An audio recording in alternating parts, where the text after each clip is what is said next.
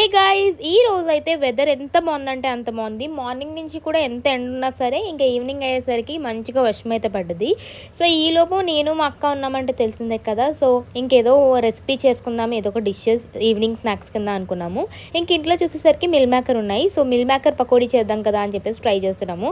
And ఇందులోకి కావాల్సిన ingredients వచ్చేసి బాయిల్ చేసుకున్న మిల్ మేకర్ అండ్ అలాగే మైదా, కార్న్‌ఫ్లోర్, బేసన్, ఇంకా మనకి ఇందులో అయితే స్పైసెస్ వేసుకుంటాం కదా!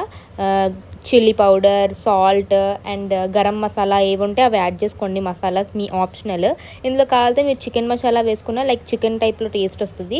సో, మా అక్క నేను ఉన్నామంటే ఇలాంటి రెసిపీస్ అన్నీ కూడా ట్రై చేస్తుంటాం. అది హిట్ అయినా, ఫ్లాప్ అయినా సరే టేస్ట్ అయితే కంపల్సరీ చేసేయాలి. అండ్ చల్ల చల్ల వెదర్‌లో అయితే ఇలా వేడి వేడిగా మిల్ మేకర్ పకోడీ వేసుకొని తింటే ఎలా ఉంటది? కామెంట్ సెక్షన్‌లో కామెంట్ చేయండి. మీరు ఇలాంటి కూల్ వెదర్‌లో ఏం తినడానికి ప్రిఫర్ చేస్తారో కూడా కామెంట్ సెక్షన్‌లో కామెంట్ చేసేయండి.